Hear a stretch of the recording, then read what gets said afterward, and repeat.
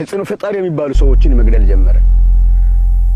ዓለም አቀፍ ህግጋቶችን መጣስ ጀመረ። ለምሳሌ በአዲስ አበባ የቦምብ ፍንዳታ የብልጽግና እጅ አለበት። ቦምቡ ከመፈንዳቱ በፊት የነበሩት ምልክቶች አሁን ቪዲዮውን ተከታተሉ።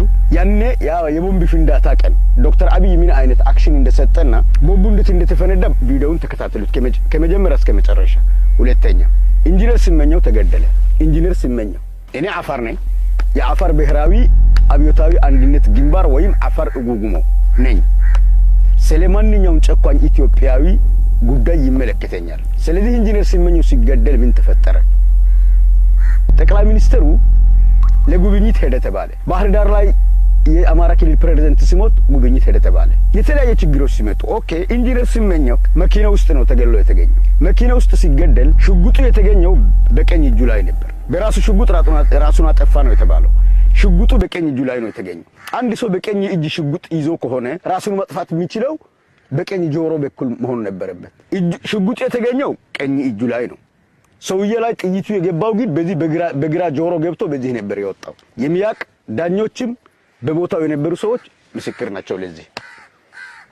ቀጠለ የአማራ ክልል በአማራ ክልል ጠቅላይ ሚኒስትር የአማራ ክልል ርዕሰ መስተዳድር እና ጓደኞቹ እሱ ጋር የነበሩት ጓዶች የተገደሉ ጊዜ ጠቅላይ ሚኒስትሩ የት ነበር? መግለጫ የሰጠው ከየት ነው? ቻይና ነው ተባለ። መግለጫ ሲሰጥ አማራ ዜና አገልግሎት የሚል ማይክ ስፒከር አለ በእጁ ላይ። ጋዜጠኛው የያዘው ስፒከር ባህር ዳር ነበር። እሱ ባህር ዳር ነበር ለጊዜው ጠቅላይ ሚኒስትሩ አማራ ክልል ውስጥ ባህር ዳር ነበር። ቀጠለ ብልጽግና ጥፋት እያወራን ነው። ቀጠለ በኦሮሚያ የድሮን ጭፍጨፋ የነ ጆሃር መሐመድ እስር በኦሮሚያ አሉ የተባሉ ምሁራኖች ለምሳሌ አንድ ሰውዬ አለ ለውጥ እንዲመጣ ሲታገል ነበር። ስሙ ለጊዜው አላስታውስም። ኦሮሞ ነው ሰውዬ።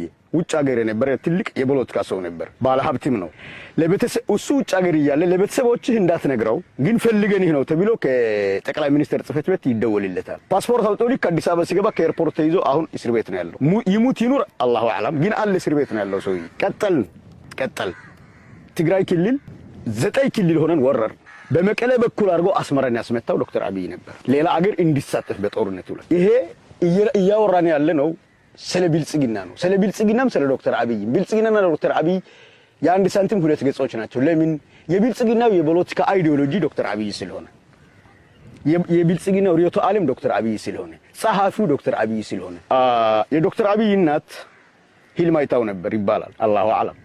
ህልም አይታው ነበር። በህልም እሱ ንጉስ ሆኖ ነው ያየችው። አሁንም እሱ ንጉስ እስከሚሆን ድረስ 110 ሚሊዮን ኢትዮጵያዊ ይለቅ 120 ሚሊዮኑ ቢያልቅም እሱ ንጉስ እስከሚሆን ድረስ የሚቆም አይደለም። ልብ በሉ። ኦኬ በትግራይ ክልል በነበረ ጦርነት የነበሩት አስገድደው መድፈሮች ለምሳሌ ወንጀለኞች እኮ ትግራይ ክልልም አፋር ክልልም አማራ ክልልም ሊኖሩ ይችላል። በዓለም አቀፍ ህግ ግን ዓለም አቀፍ ፍርድ ቤት መቅረብ ያለባቸው ሰዎች እዛው ረሸናቸው። እሱ ለምን? ምስጢር ስለሚያውቁ። ሰዎች እኮ ተይዞ መታሰር ነበረባቸው። እነዛ ሰዎች መሞት ካለባቸው አሁን አብይ ቤተ መንግስት ውስጥ ያለው ጌታቸው ረዳ መሞት ነበረበት። እነሱ ይሙስፉን መሞት ከነበረባቸው እነ ጌታቸው ረዳ መሞት ነበረባቸው። የትኛውን እናውራ? ስለ ብልጽግና ጥፋት ዘርዝረን 1 ዓመት ሙሉ ቢናወራበት እንኳን የሚያልቅ አይደለም። ግን ጫፍ ነው እያነሳን ያለ ነው በዝርዝር።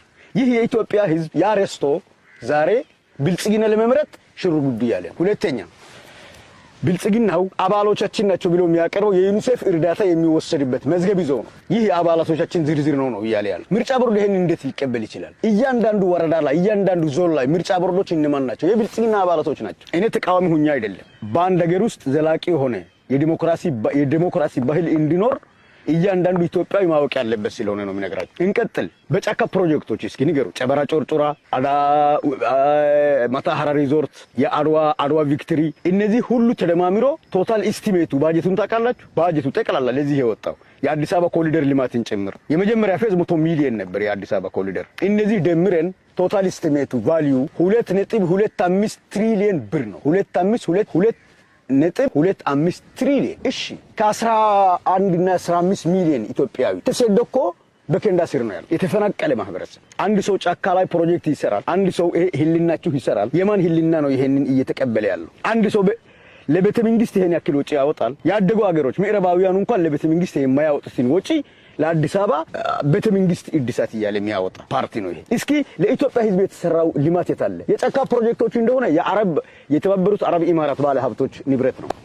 ማንም ኢትዮጵያዊ ሊጠቀምበት የሚችል አይደለም። ስለዚህ ብልጽግና የሚባለው ፓርቲ ከጥፋት እስካሁን ያለው ሁኔታ እስኪ በዝርዝር እናንተን ከኔ በተሻለ አጥኑት። እኔ የማውቀው ይሄንን ብቻ ባይሆንም ማውራት የሚችለው 5 ቀን ሙሉ ብናወራበት የሚያልቅ አይደለም። ሌላቶ ኢትዮጵያ ባምባ በአጼዎችም ትመራ በህገ መንግስትም ትመራ በሚሊታሪም ትመራ አገረ መንግስት ናት። የኢትዮጵያን አገረ መንግስት የኢትዮጵያን የሉዓላዊነት ጉዳይ ለአንድ ግለሰብ አብይ ለሚባለው ግለሰብ መስጠት አብይ በየቦታው ያቋቋማቸው የአብይ አሻንጉሊቶች እና ለአብይ የኢትዮጵያ ሉዓላዊነት መስጠት አለብን ወይ? ይህ ሚለው ብልጽግና ማለት አብይ ማለት ነው ትርጉሙ። ለምን ሪዮቶ ዓለሙም የፖለቲካ ዓላማም አጀንዳም አብይ ስለሆነ የቀረጸውም አብይ ስለሆነ ተልእኮ የ666 ተልእኮ ነው። ኢሉሚናንት 120 ሚሊዮን ኢትዮጵያዊ ቢያልቅና አብይ ከስልጣን ቢለቅ ቢባል ይለቅ ነው የሚልልህ። እስኪ በደርግ ጦርነት እስኪ የኢትዮጵያ ትላልቅ ከተሞች ላይ ጦርነት